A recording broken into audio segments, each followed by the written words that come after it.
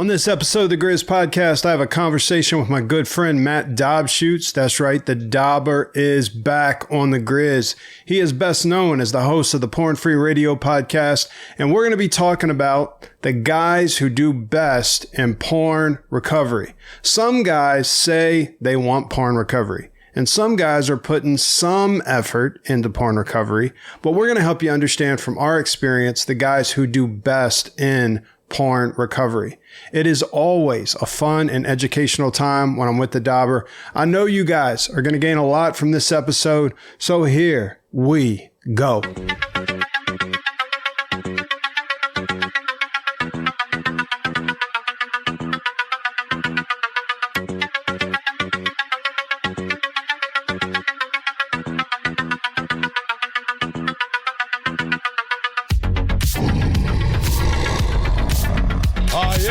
You want answers? I think I'm entitled. You want answers? I want the truth! You can't handle the truth! This is your last chance.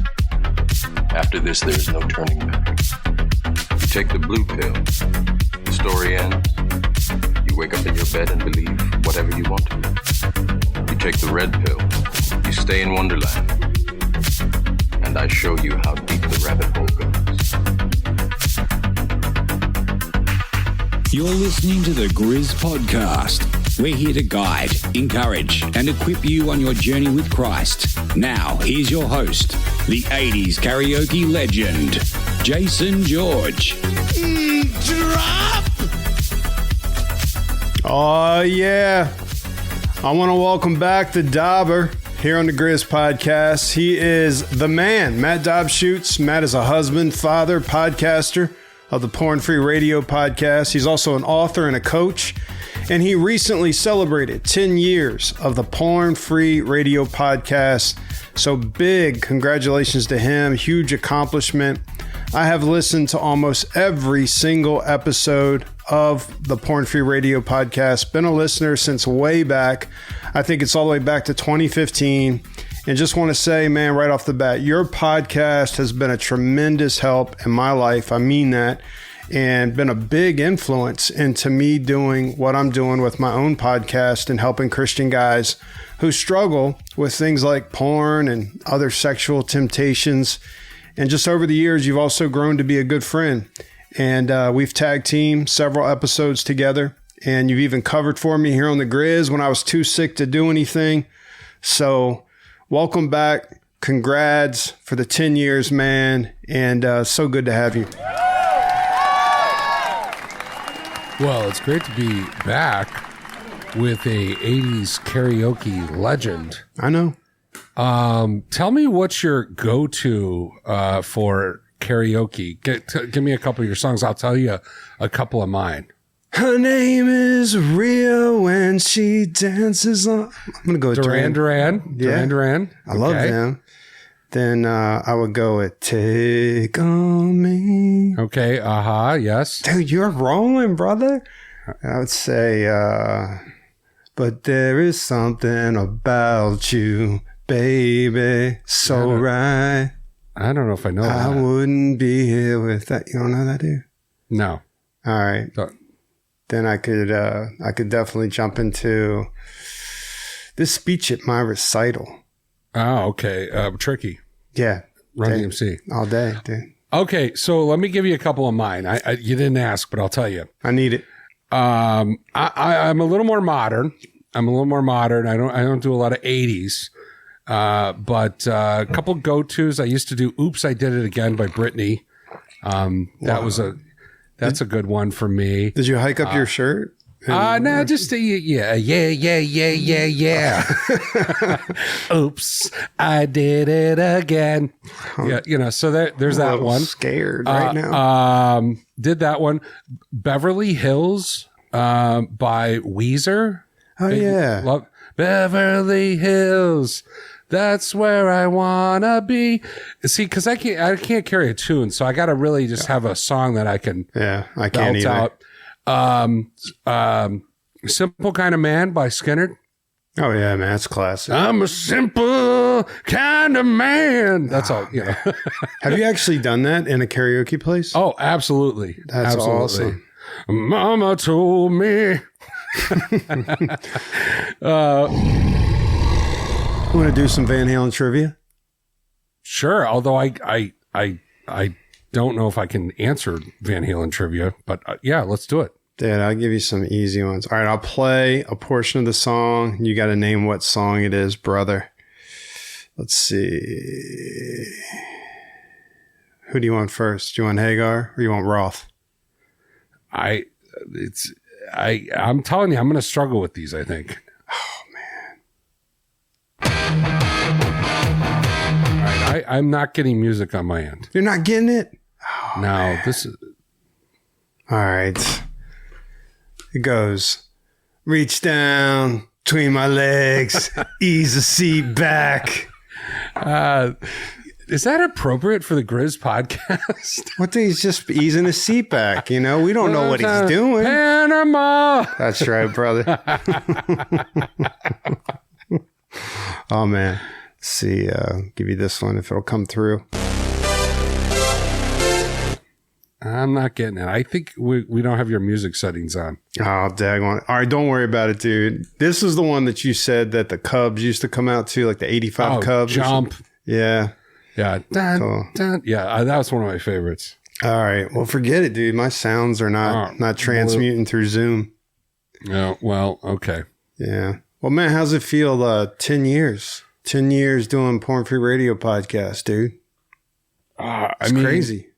It's crazy because it feels like 10 years feels like a real chunk of time in my life. Like, you know, you do something for 5 years, it's like 10 years, it's like a decade. And I just think about, you know, thousands of guys that I've talked to. I mean, literally at least 1,000 guys I've talked to personally. And you know, some guys I've coached, some guys I've gotten emails from, that type of thing.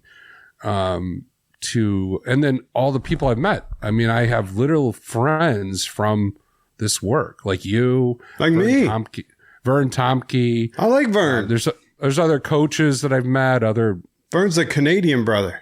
Yeah. So, I mean, it's like, I have legitimate friends from the podcast. So, it's led to me working at home, working for myself, creating a business. I mean, it's been just, it's just been incredible. So, I can't see going back to a regular job. I mean, this has been such a fun thing to do. Yeah. And it's kind of different. So, yeah. I mean, work is work, but like when you're doing something that you feel like you love and enjoy, but also you know that there's like a deeper calling almost. Like this is one of the reasons God has me here on earth. I think that's what you're doing, man. I think the longer that I've gone thinking about this, I think the biggest challenge guys have is they just can't deal with life in healthy ways. Like they're either emotions, either feelings, thoughts. Even if they're believers, sometimes they're believing lies, or they're struggling with self-doubt and self-rejection. You know, Henry Nouwen says that, you know, that self-rejection is kind of the enemy of the spiritual life. You know, it's like it kind of gets between us and we start doubting ourselves and our identity. And then we do a lot of unskillful, sinful things out of that, you know, kind of self-rejection where we kind of hurt ourselves. And Christian guys get stuck in that. And so the longer I've been doing this, the more I'm like, it's not even really about porn. It's about guys being lost and just kind of, you know, grabbing for this sort of external thing to make themselves feel better. But ultimately it's about getting them back to their true identity. And especially with believers, it's about helping them, you know, get back to sort of their true core identity in Christ, being beloved. That's good, man. I agree with you. Yep.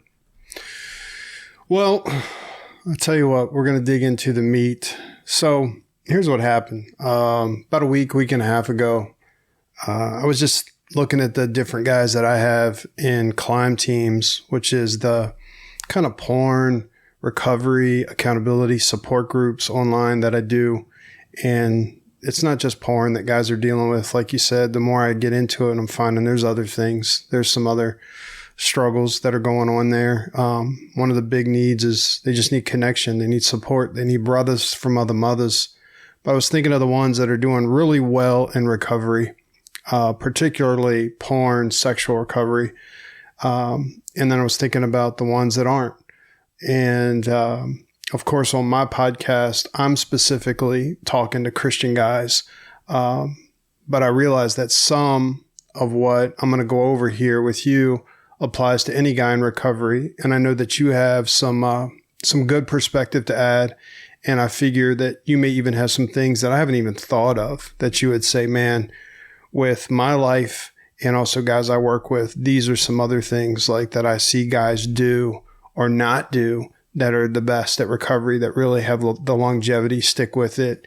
Their life is really just, it's a different life. Like they're free. They're pursuing better things. They're healthier. So we're just going to go for it, and whatever comes out is what comes out. But when I ask the question, are there some common characteristics, disciplines, habits, etc., among the guys who do the best in porn recovery? In my mind, I thought immediately like, yes. So again, I compiled a list, and this is just what I've personally observed from friends, mentors like yourself with porn recovery, guys who are in climb teams. And these aren't in any particular order of importance. I'm going to share them, and then I want you to chime in with whatever you think might be helpful. You interrupt me anytime you want if something comes to you. But the first thing I see, number one, with guys... Number one. Yeah. With guys who do best at porn recovery is Christian guys. That's specifically who I'm talking about. They get up and begin their day spending some focused time with God every single morning. It doesn't have to be long to be good, but they're doing something. They'll get in scripture for a little bit, either read it, listen to it. They'll spend some time in prayer, and they make this a priority before all the emails, before scrolling social media, listening to sports radio, etc. They have made a habit to start their day focused on God. Well, I think the one big thing that gets people in trouble is waking up to life and reacting. Whether it's reacting to stressful things, reacting to email, reacting to what our kids need, reacting to temptation. Like, we're kind of flat-footed when we wake up and we're just reacting. So the cool thing about this is starting with a morning routine where you're connecting with God and connecting with scripture and truth and prayer. You're setting yourself up to be intentional for your day, not just reacting. So the guys that get out of bed and actually have a morning routine, you know, they're intentional. They're starting their day intentional. And then all of a sudden they're able to see things coming, anticipate things a little more. They're even a little more centered and not off balance running into their day. And for years, you know, I used to wake up with, you know, minutes on my alarm and do like a fireman roll into my clothes. And I'd be running out to work, and I'd be at my desk before I even thought about God, thought about my plan for the day or anything. And, you know, you can see guys doing that type of lifestyle, and then they're running to work and they're just grabbing food and grabbing coffee. They're not even paying attention to what they're putting in their body. And that's how they start their day. Right. So of course, yeah, I think that's a great earmark of guys that are successful, starting their day intentional, especially with believers, starting their day with a focus on God. Cool. The second thing that I Number two. That's right. Number two. The second thing I see with the guys, particularly in climb teams, that's part of the program, the plan that we're working through with them, is when they're spending their time with God, they will quickly review just a couple of reasons, like 10 reasons tops, why they need to stay away from porn and live a sexually pure life. This is one of the first habits I want them to, you know, get in their life. And most of them have a list of their reasons on their phone, on their planner, maybe even printed out in their Bible or written in the white pages on their Bible just for quick, easy access. Some even have a voice recording on their phone. But what happens is, hey, I'm spending some time with God, I'm praying, and just real quick, why am I doing this again? What am I doing here in recovery? And so they'll review just some basic reasons. And I find that really has a powerful way of just fueling their motivation and setting the pace. Any thoughts on that regarding, reminding themselves of their why? Well, an old 12-step guy once told me the first thing to recover is your forgetter. And it basically is like, as soon as you start feeling better, you start forgetting why you're committed to this, why you're doing it, and all the costs and consequences. So just even spending a few minutes reminding ourselves of, man, this is a place I don't want to go, and here's the specific reasons why. For me, one of my whys is, I'm sick and tired of looking at porn and agreeing with the lie that I'm unlovable. And if I'm not careful, let's say if I'm just waking up and rolling into life and reacting, something in a situation can come up and I'll easily start taking it as rejection or as I'm unlovable. This person doesn't care about me. My wife doesn't care about me. And if I let myself agree with that lie long enough, then I start looking for ways to feel lovable.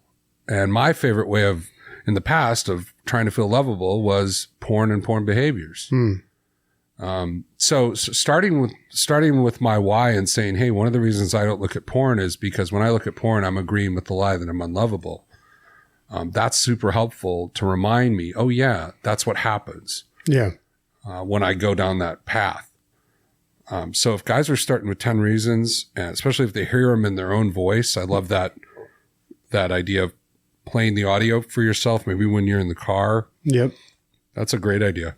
Yeah, that's the thing. Sometimes they're like, man, I spent 15 minutes, got in the word, I prayed a little bit, but then they're like, I got to get rolling. And so they'll get in their car and I'm like, man, why not have a little 5-minute recording on your phone? Just play it real quick. Listen to it through the Bluetooth, hear yourself to remind you why you're doing what you're doing, why you need to be pursuing what you should be pursuing, and why you need to be avoiding what you should be avoiding. So one of my favorite little mantras, or I don't know if mantra's the right word, mottos is, porn is toxic to me. Even a little bit makes me sick. I like that. Yeah. The reason I like it is because there's a little subtle temptation that comes in where it's like, oh, a little bit won't hurt me, or I can do this little thing or click on this little thing and be okay. And I always am reminding myself, man, just a little bit can make me sick. It's not porn is toxic to me or porn is poison to me. I love that idea. No, that's good. As soon as you said that, it made me think of, just a little leaven. Leaven's a whole lump, like what Christ said. And I've seen that in my life. Like, I'm not going to look at that much, or I'm not going to look at quote unquote porn, but just a little bit. And it makes me sick. It begins to ruin me. So a little Instagram makes me sick. Yeah. Insta lust. Number 3. Give me your voice. Number 3. Right, there we go. They have developed the guys who do best, a specific recovery plan that fits their specific life, their history, their struggles, their circumstances, their environment, etc. And they review it often. Not saying they do it every day, but they look at it often. I look at mine at least once a week to check, am I staying on track? And they realize that a man without a plan is a man who's planning to fail. Well, I love the idea of personal ownership in recovery.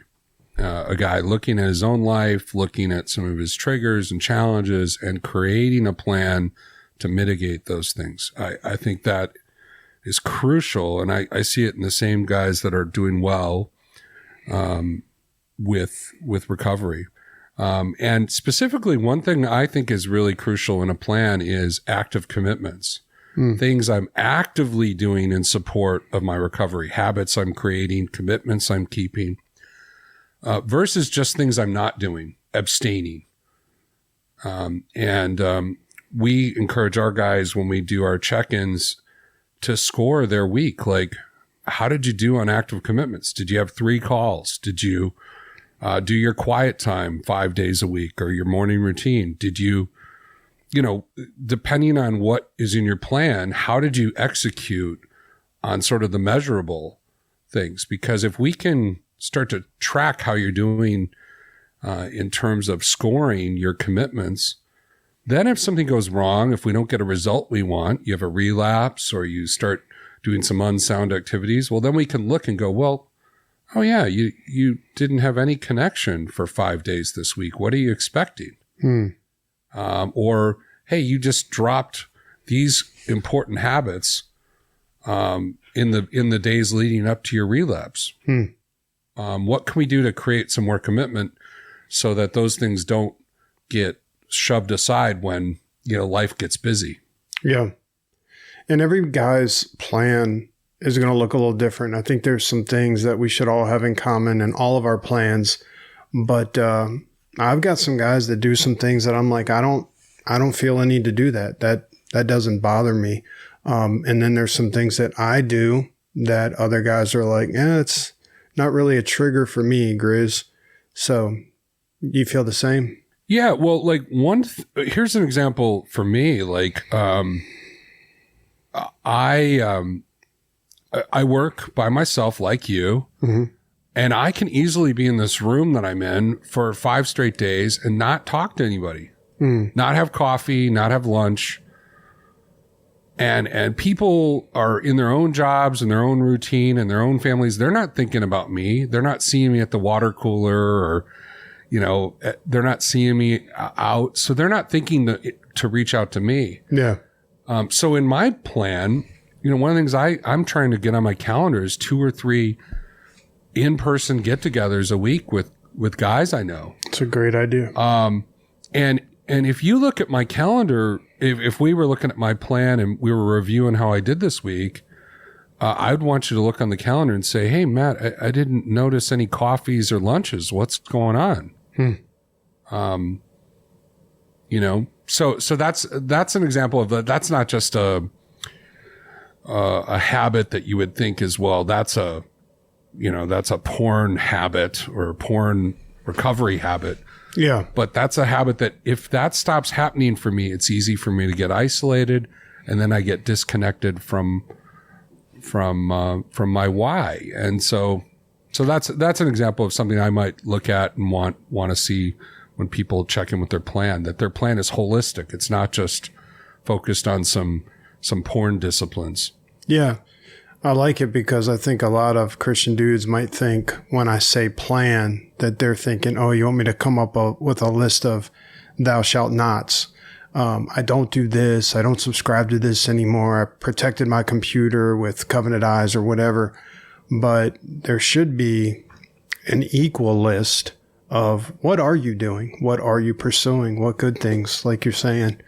So let's move on. Yeah, I used to ask people what their plan was, and they would start saying, well, I have covenant eyes on this, and I have a blocker, and my phone's in my kitchen. I'm thinking, I haven't heard one habit or commitment yet. I've heard some good safety boundaries. Yeah. But none of those things create a sense of feeling loved or connected or, when I do hear like a morning routine that has a spiritual component, I'm like, okay, that's good. Yeah. That's actually changing your mindset. That's changing your focus. That's intentional. But a lot of this stuff is like, well, I don't even think covenant eyes should be a part of a plan. I just think it should be, you just set that environment, it's set it and forget it. That's a given. Yeah. It's a given. Yeah. It's just part of your world.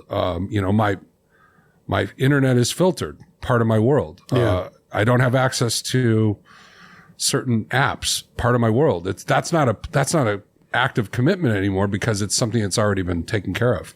Yeah. I guess I'm thinking of the guys that are starting out, all of those things are really new for them. They're like, okay, let me check the box. I've got covenant eyes. Did I set this up? Did I get rid of this?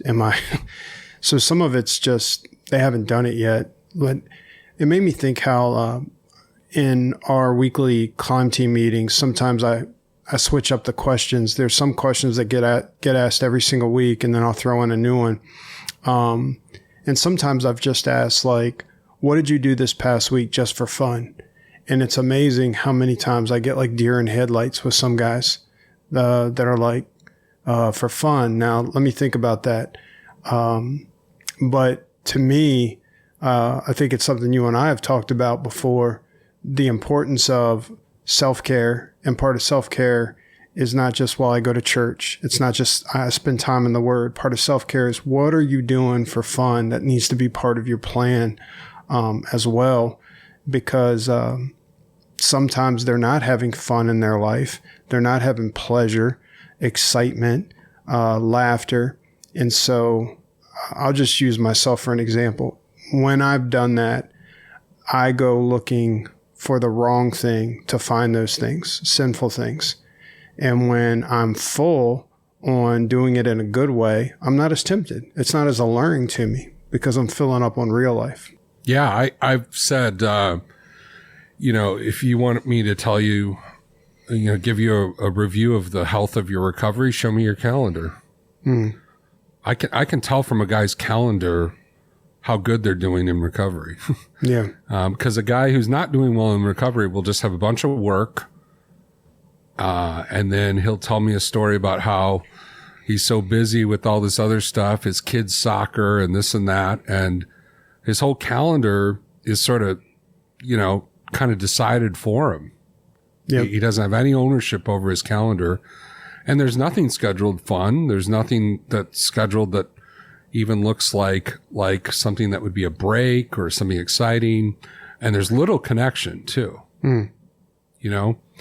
If all you're doing is going to kids' soccer games and going to work, you're not really having a lot of fellowship. You're not having a lot of connection. And I think guys who are successful in recovery have that. Yeah, that's good. Like, show me your calendar. It made me think how I've had guys say, well, that's great for you. If you saw my calendar, I don't have the time to meet a guy for coffee, or I don't have the time to make a weekly support group, or I don't have time. And they'll keep saying that. I'm like, but when I asked you if you looked at porn this week, you'll say yes. And I'm like, was that just a 5-minute thing? And most of the time it's not. It's not. It can go on for 2-3 hours. It can go to late at night, even over 6 hours at a time. And I'm like, so you had time for that. You made time for that. And what you got to do is begin to carve out time, even if it's like, hey, one day a week before work, I do meet a brother for coffee. Or one night, I just tell my wife, like, hey, I need this time to go grab a drink with a friend or to talk with a friend, or I'm going to a recovery group or something. But that's good. I don't think I've heard that before. Like, show me your calendar. I'll tell you how well you're doing in recovery. Number 4. They are the characteristic of guys who do best in recovery. They're humble and they're teachable. They don't think or act like they've arrived. They realize they are one decision away from stupid. And I can immediately picture certain guys that I have in group that have years of sobriety, and yet they come every week and I'll see them, like, when someone says something good, they take notes, they listen, they're engaged. There isn't a cockiness to them. They're also just confessing, hey, I stayed sober, but man, a couple of hot chicks definitely got my attention this week. Took a second glance. I shouldn't have done that. And they're just getting it out. It just seems to be a common thread. I mean, humility, I think, is really important in recovery. And when I have a guy who comes for coaching, one of the things I'm trying to assess is this person coachable? And it's not that I'm going to be like, oh, let me tell you what to do. I'm the expert. It's more, I want him to be honest with himself about looking at his life and really examining things. And a lot of times people who are not humble or kind of have a cockiness, there's a blindness to their own kind of faults. And it's really hard to work with, right?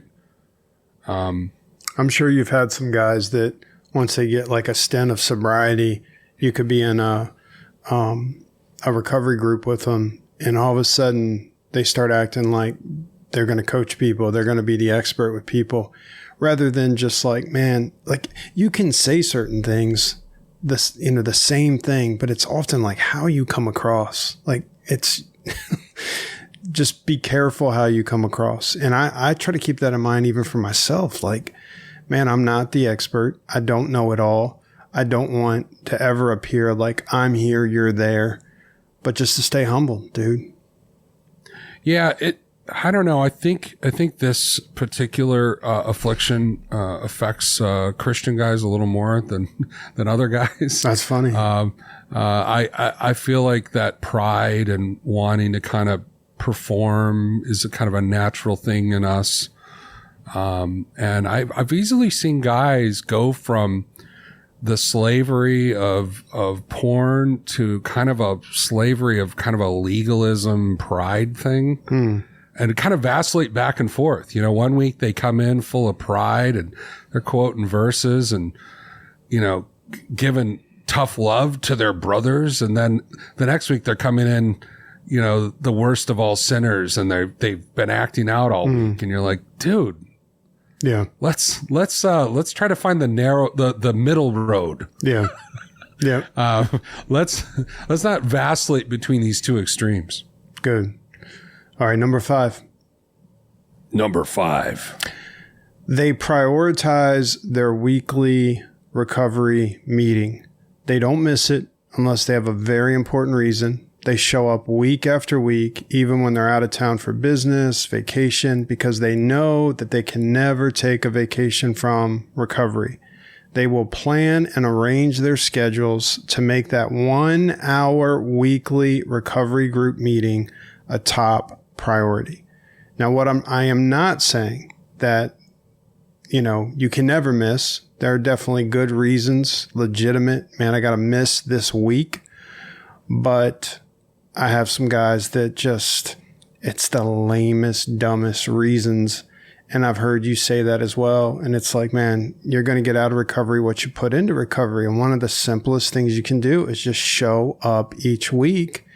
And it's not just for you, it's for the other guys as well. Well, that last statement is I think the key. A guy who's kind of in it for himself for recovery, kind of self-focused, he tells himself a story. If I don't come to group, it only affects me. But when he doesn't come to group, it creates a sense of inconsistency in the group. Like, hey, coming is optional. The guy who pours his heart out and shares, or the new guy who starts that night, the guy who's missing doesn't hear his story, doesn't connect with him and his vulnerability. So it creates a sense of disconnection, right? So the next week when that guy comes back, he sees the new guy and he's like, oh, there's a new guy here. Okay. Hey, welcome. But they don't have a connection. You know, the new guy doesn't feel heard by him or seen, and the guy who's coming back who missed doesn't know him from Adam. It's a stranger, so there's a lack of connection, and so that happens all the time. And I can't stand it as a leader. I can't stand it because it's hard to make people do something. They have to want to do it, and you can set standards and bars, and sometimes people will follow through, but it's definitely something that hurts when a guy misses. And I think also we're talking about planning, anticipating, being intentional. When guys are missing a lot, I think it's a lack of intention. You know, my favorite is the, you know what, me and wifey, we just haven't connected a lot. So we just decided to chill tonight and have dinner together, and I skip group. And what I hear in that is, I haven't been intentional with my wife. I haven't been planning things. And then I just made my recovery group optional as a way to either appease her or as a way to sort of engage her. Yet I should be prioritizing my wife and prioritizing my group. And if I'm intentional, there's plenty of time to do both of those things. And that might sound a little harsh, but boy, when I hear that, I'm thinking, well, how, you know, that relationship that you're building into is great, but once you get disconnected and start relapsing, that relationship's going to totally fall apart again. Yeah. And so why don't you prioritize your recovery? And your wife honestly should not want you to miss your recovery group. If she's sort of secretly thinking, yeah, come spend time with me, that's not helpful for her either. That actually hurts her, I think. Yeah. And with what you're doing, this isn't a bowling league. Yeah. With what you're doing with your recovery groups and what I'm doing, these are not, hey, come meet in person at the church. This is online. And so the guys that are even like, I've got a guy that travels all the time, every single week. And so he may say, man, I'm heading home to North Carolina, but I'm in Georgia. And he'll pull over to the side of the road where he's got some good reception for his phone. And he'll come in like right there, 9 o'clock, or actually he's 8 o'clock on Thursday nights. And man, I just love that. I love that he's saying, yeah, I'm heading home, but this is worth it. I'm going to stop and make this happen. If a guy's in a hotel room, he can do it. It just says something about them. It says, this is a priority I'm not going to miss. And again, this is another characteristic of the guys that I see do best in recovery. Yeah. I also think too, like we encourage our guys to connect between meetings. So if you are missing, there's no excuse for missing connections. So if you miss a week, but had 2 or 3 calls, I think that's pretty good. I'll take that. But if you come back after 2 weeks and you haven't even talked to anybody either, well, then it's like, well, what is this group for? Like, why are you in this group? You're not connecting when you miss, Yep. So I still feel like I kind of err on the side of grace with guys and kind of ownership. I want guys to take ownership. So I'm not going to bust someone's, chops if they don't comply with this. But when I see it, it's like what you're saying. It's like, well, this guy he's going to get the results that he's putting in here. Yeah. Yep. I do bust their chops sometimes. I get on them. Hey, you made a commitment. Let's go, man. If you got a good reason, then I'll accept it. But we'll move on. I'll tell you what we're going to do, Matt. How about we do just 2 more, and we'll call this a good episode. And 2 more. If you've got time next week, we'll come back and we'll hit the other ones and make it a 2-parter. Sure. All right. So number 6, and this is a tough one that some guys are going to be like, but the guys who do best in recovery, they are willing to go to extremes when it comes to separating from their sin and preventing future relapses. They're willing to go to extremes. I've seen guys do radical things like get rid of their smart TVs. I've seen them take a longer route to work. One guy said, I said, why do you take a longer route? 10 minutes, takes you 10 minutes more. He said, because every day if I take the shorter route, I have to drive right through the center of a college campus where there's lots of beautiful young ladies and they don't wear a lot of clothing. Guys that turn their smartphone into a dumb phone with a password that they don't know. Some guys unsubscribe from certain channels and networks. I even know guys that have set up monitoring cameras in their workspace that their wife or a friend can just look in anytime they want. Some guys put tracking on their phone to allow location tracking so their wife just can always know where they're going to be.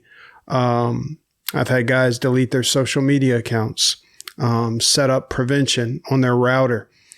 They do whatever it takes to safeguard their media, their environment, their heart and mind.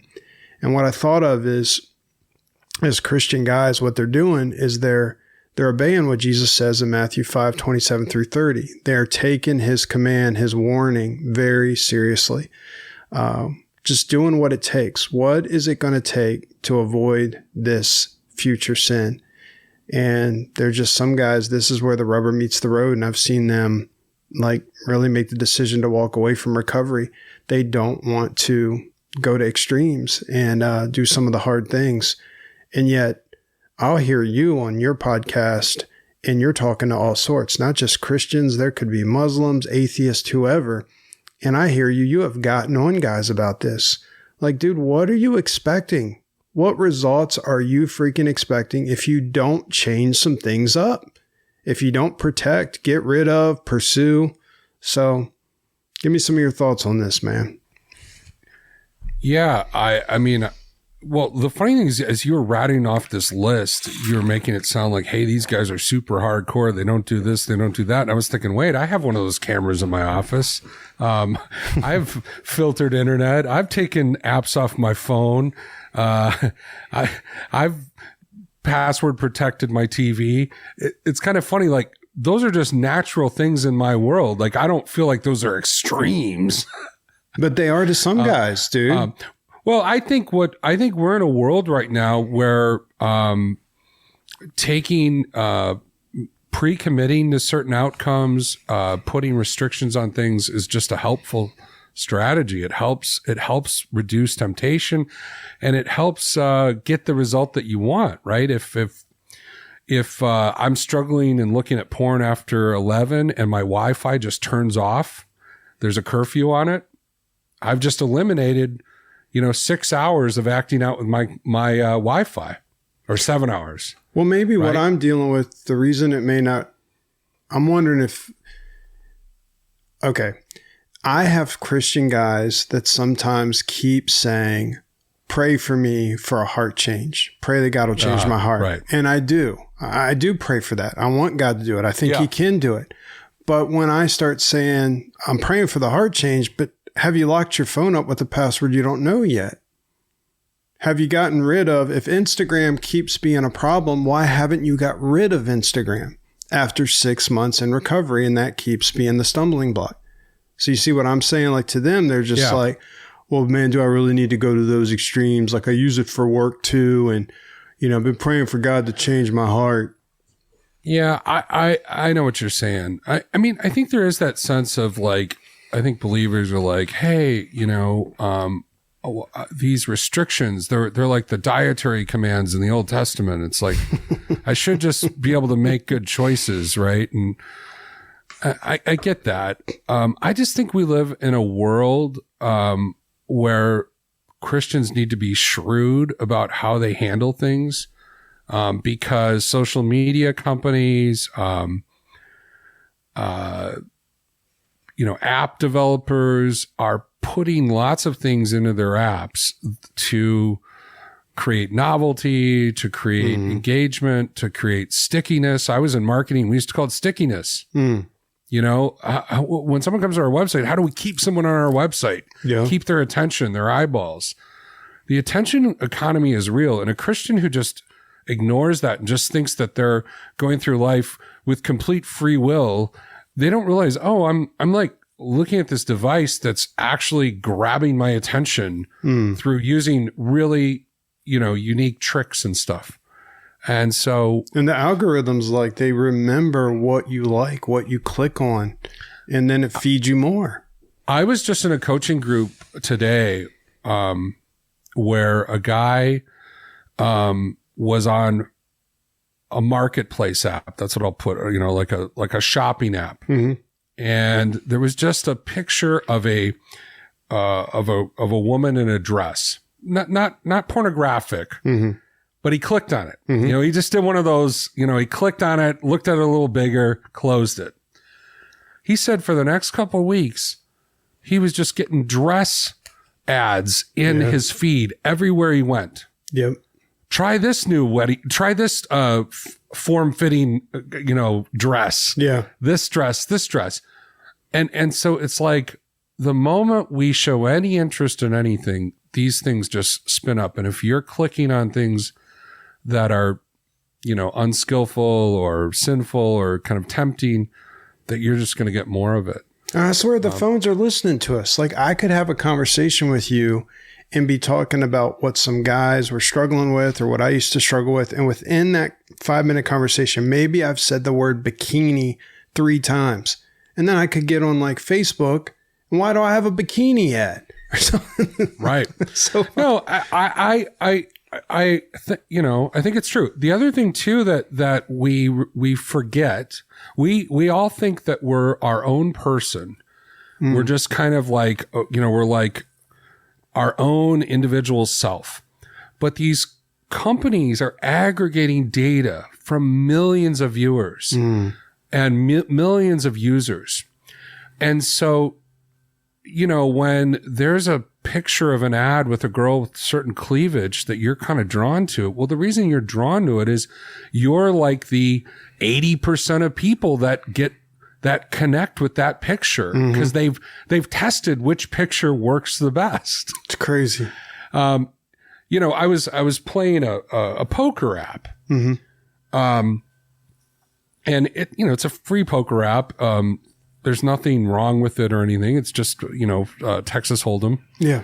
Well, I noticed like the cartoon dealer, they just shade in a little cleavage, just a little tiny cleavage. Yeah. And, you know, my wife saw me playing it and she goes, "Oh, look at that dealer." You know, she saw it right away. Interesting. I don't even know if I noticed it, but there, I guarantee that's calculated. Yeah. That just even a little cartoon cleavage creates maybe, you know, one more second of engagement. Oh yeah. So back to the original question, doing what it takes. Again, if you take ownership of what's going on in your life, I've said this on the podcast, my podcast. If every time you relapsed, every time you went past your boundaries, every time you sinned with porn or porn behaviors, if you took an action to make your device safer, to eliminate that path, eliminate that app, make that app safer, if you do that every time, you will start having longer porn-free days just from taking action. Meaning, and so if you keep using the same tools though, and the same apps and keep following the same way, then yeah, it's completely foolish. Definition of insanity, right? Yeah, it definitely is. And I mean, you mentioned the Matthew passage. I just think like, you know, there's a lot of passages in the scripture about being wise. And I can't think of a scripture where it says, yeah, if you fall 3 times, we'll keep praying harder. Yeah. You know, it's like, no, it's like it would say, do something different, right? That's right. Yeah. Take action. Yep. So I think that delays people from really getting true freedom is hanging on to little personal freedoms, little personal, entitlements. Yeah. All right. Last one for this episode, man. I've noticed Number 7. So the guys who do best in recovery, porn recovery, I've noticed that they have good inner self-talk. What I mean is they're constantly throughout their day speaking truth to themselves. They're reminding themselves of who they are, new identity, who God is, what his commands, his promises are, and what they need to be about. Or they might just be saying to themselves some kind of a warning, some kind of a reminder. You did this earlier. We were talking and you said one of the things that you will say to yourself, this is inner self-talk, you'll say, porn is toxic to me, even a little makes me sick. And I'm like, there it is. Matt talks to himself. These guys that I kept working with that had long stints and still work with that have long stints of sobriety, I've asked them like, hey, when that happened this week and you felt really tempted, do you remember what thoughts went through your head or what you said to yourself? And they start saying to me that they'll say something like, man, that's not my daughter. That's somebody else's daughter. I have a daughter. How would I feel if a man looked at her? That's not my wife. I'm married. They might restate their identity. I'm a new creation in Christ. I have one of those at home. That's what I say. It's a little crass, but that's good. I don't care. Just say it, but there's just self-talk going on, man. And okay, like I'll say, I told some guys this recently, because of my background in addiction and the way I was raised, I could see a hot looking girl and my natural thought could be, man, she's got a nice ass. And I'll catch that and I'll say, Jason, she's not yours to look at. Are you a predator or a protector? And then I answer it. I'm a protector now. And then I'll kind of go through some things like I have a beautiful wife. I have a daughter. How would I feel? And I just move on. It's really quick. It isn't a 10-minute spiritual practice. It's just I could catch a jogger. That thought comes to my mind. Man, she's got a nice ass. And I know some guys are like, I can't even believe you would think that. How ungodly is that? Well, that's just stuff that can roll through my mind, but I respond. There's inner self-talk. I've got to answer that thought. And I'm finding like the more I just sit and listen to guys week after week in recovery, the guys that are doing best, they've got good inner self-talk. They actually say things in their mind all the time when things hit. Well, I got a lot of thoughts about this, but I think you're right. And I think the inner self-talk goes beyond just, again, the typical trigger temptation cycle stuff. A simple thing that we taught my son when he was growing up, he was struggling a lot with kind of being hard on himself, is everyone makes mistakes. Just because I make a mistake doesn't mean I'm a mistake. I have to tell myself that, something bad will happen. I'll drop something, or I'll in cooking, I'll have this explosion, like, what's wrong with me? And, it's kind of internally, I'm kind of cursing myself. And I'll have to reframe it and be more gentle and go, you know what? It's okay. Everyone makes mistakes. I dropped the sugar. It's okay. Well, hang on a sec. So this inner self-talk, not just the guys who do best in recovery, it's not just about avoiding temptation and overcoming. Talk about how important it is when I have slipped, I have relapsed. Self-talk at that point is really crucial. Well, yeah. I mean, again, the quote that I'm known for is, porn is not the problem, it's the solution.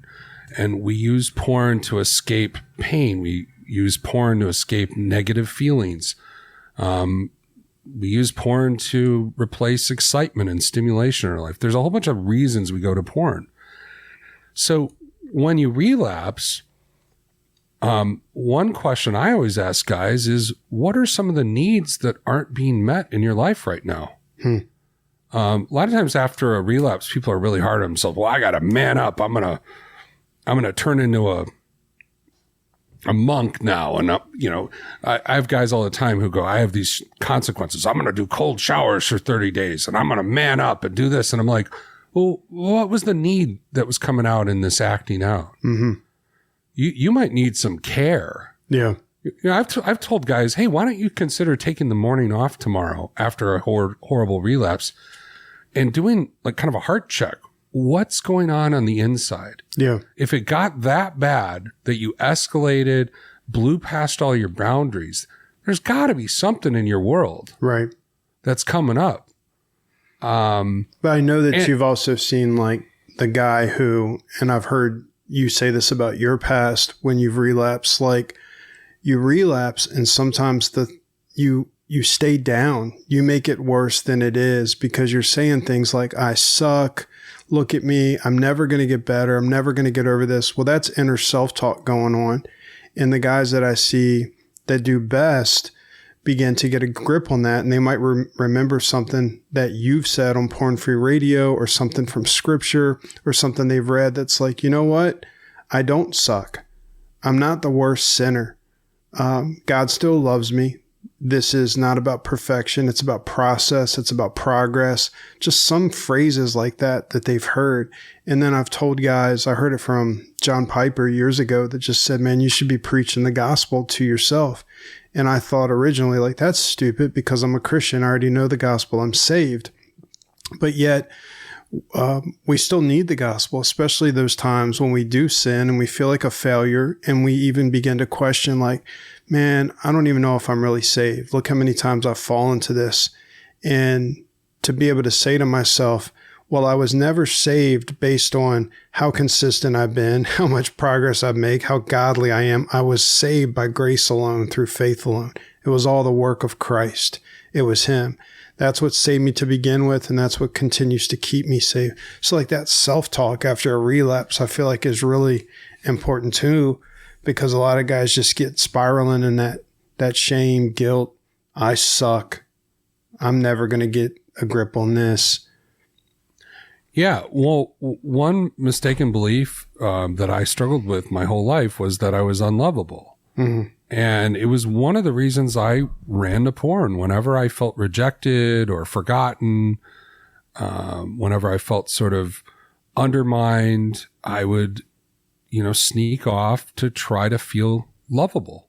And the way I tried to feel lovable was going to porn, and the affirmation and the pretty girls or whatever was kind of my way of trying to meet that need. Well, here's the interesting thing. I would relapse, or I would look at porn, or I'd sit down with my wife and say, here's what happened. I crossed my boundaries, and I would start feeling horrible and sorrowful. And what was interesting was I realized I was still believing the lie that I was unlovable. And now I was saying, now I had this relapse, and here's the evidence. What kind of married guy secretly goes and, looks at porn and does this and that? So you went to it because you felt unlovable. And then after you went to it, now you're saying it validates even more. It confirms it. It's like, oh, see? Yeah. Here's the evidence. Yeah. And it's interesting when I started seeing that pattern. And again, I said, one of my whys is I don't want to agree with the lie that I'm unlovable. In relapse, I have to challenge that part of me, because it's real easy to go, oh, I just messed up. Well, I am unlovable. Again, I'm agreeing with the lie. So it's like, what is it like to relapse and say, I am lovable. I'm still a child of God. I still am under grace. And yet I made a mistake, and there's results. There's results that I got from that choice, or there might even be consequences. But how do I step out and walk that out? That's where ownership comes in. That's where doing what it takes, humility, all the things that you've talked about, right? If you start going at things and going, okay, this isn't about me being lovable or unlovable. This is about me hanging on to the YouTube app out of some sort of entitlement or cockiness, and it's time for me to let it go, because I don't want to keep falling into this cycle. I don't like what it's doing to my wife. I don't like what it's doing to me. So I'm going to change my relationship with that. I'm going to change my relationship with my local group, where it's like, this is going to be a higher priority for me. I'm going to show up for the other guys. I tell that to some guys who have a little farther in recovery. They say, Matt, what do I need for long-term recovery? I said, start caring about other guys. That's good. I go, if you're going to a group and you're the best one, okay, fine. Start making calls to other guys. Here, the guy who had the bad week this week, why don't you call him? Yeah. He's having a hard time reaching out anyway. Yeah. Why don't you start calling him? That's good. Make that part of your recovery, right? Step up your ownership. It's good. Well, we're going to stop there. I want to close out just with a scripture and say a few words to the guys who are listening, and then let you say any closing thoughts you have, man, comments. Make sure you tell listeners how to contact you, connect with you. Also mention your book, your coaching, whatever you got, man. But in 1 Thessalonians chapter 4, verses 3 through 8, this is written to Christians. So those of us as Christian guys, God is saying to us, this is the will of God, your sanctification, that you would abstain from sexual immorality. The original Greek word there is the word porneia, from where we get our word pornography. Abstain from porneia, that each one of you know how to control his own body in holiness and honor, not in the passion of lust like Gentiles who do not know God, that no one transgress and wrong his brother in this matter, because the Lord is an avenger in all these things, as we told you beforehand and solemnly warned you. For God has not called us for impurity, but in holiness. Therefore, whoever disregards this disregards not man, but God, who gives his Holy Spirit to you. And so, guys, I just want to say, as a Christian man, God is telling all of us that his will for us is to abstain from sexual sin, to be pursuing and fighting for personal purity And we can't do that alone. We need God, we need his word, and we need our brothers in Christ. We need a support system, accountability, a recovery group, a support group, whatever you want to call it.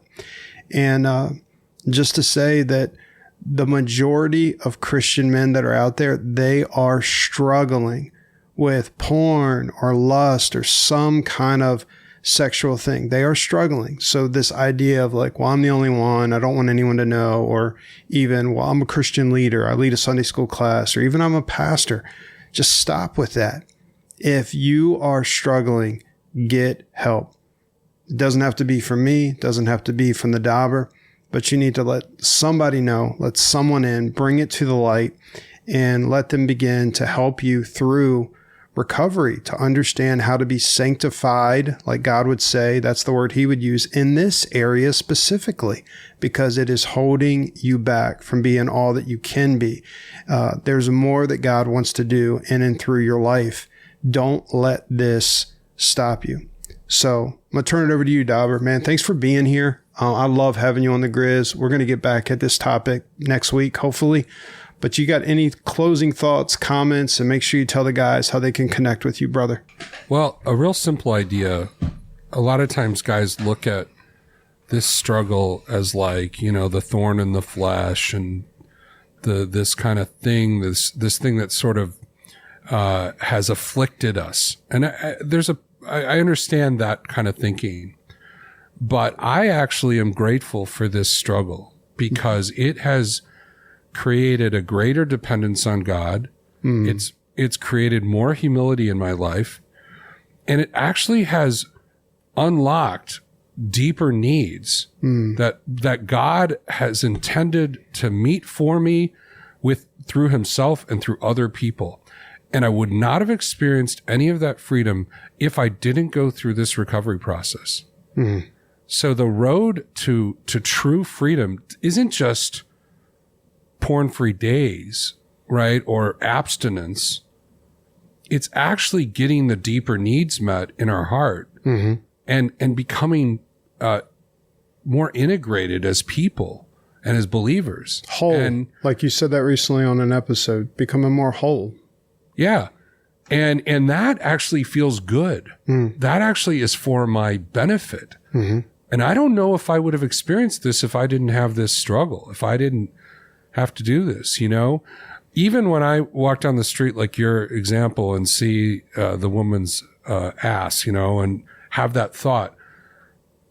An old thought I would have had is, oh, look away, and what's wrong with you, and kind of that type of thing, and bounce your eyes, and what's wrong, this is lust, and blah blah. Now I just have a gentle thing. I'm like, oh, I just noticed that. But that doesn't have to define what I'm going to do next. That doesn't change my identity.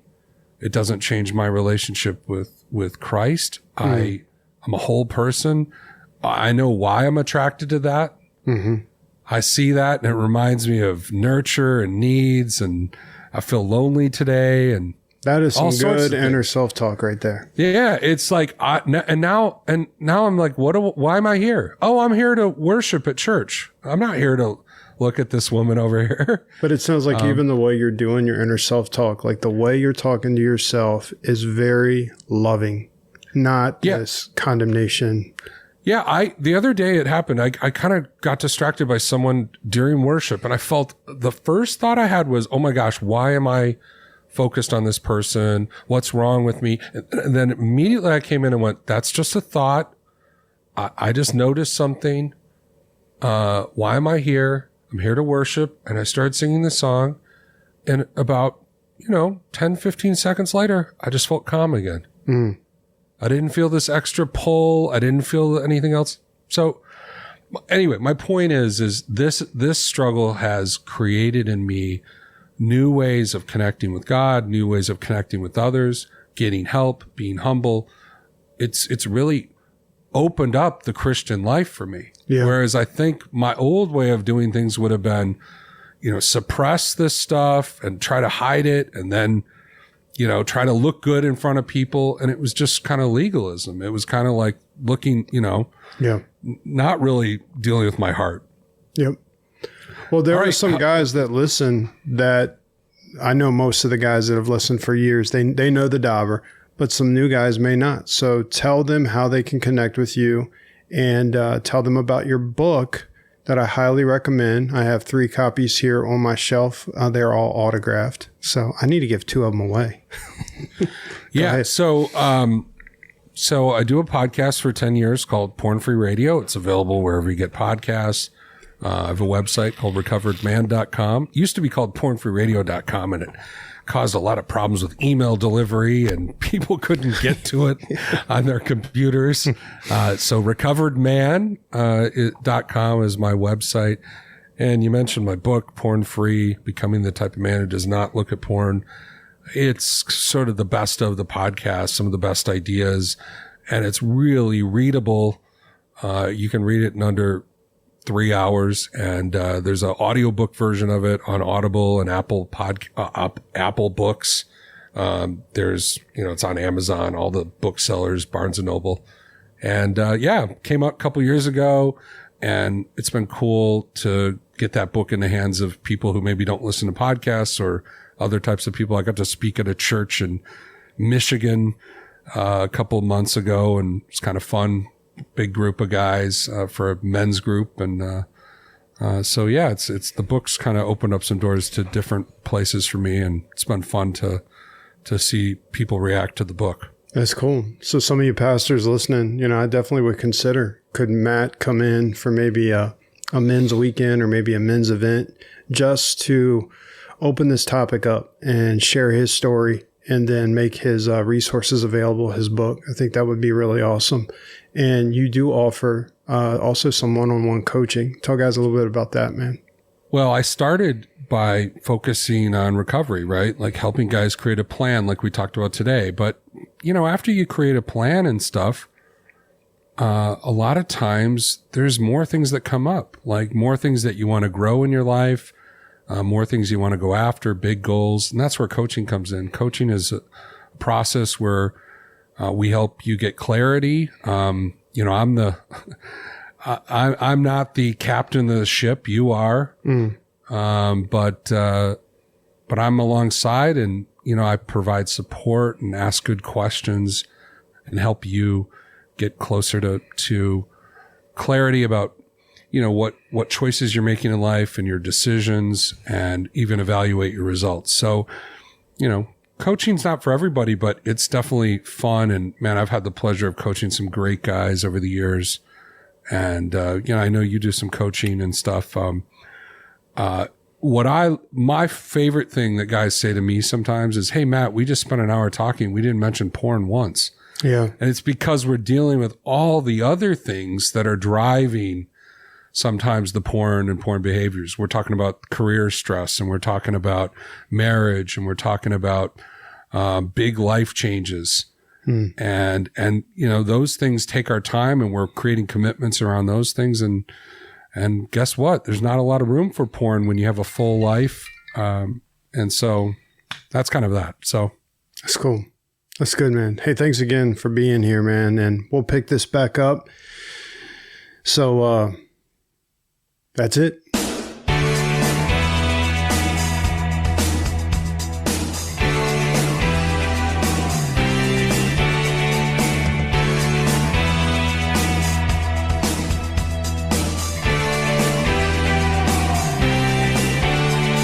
You've been listening to the Grizz Podcast, an outreach of Narrow Trail Ministries, Incorporated.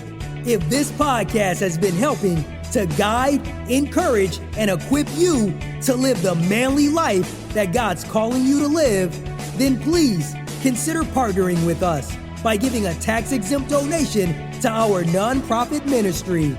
Your financial gift will help us continue to improve and expand our impact around the world. You can make your secure online donation at thegrizzpodcast.com or at narrowtrail.com. Now, it's time to take what you've learned and chew on it. And then you need to step up, man up, and go live it out. Grizzin'. You know what I'm saying.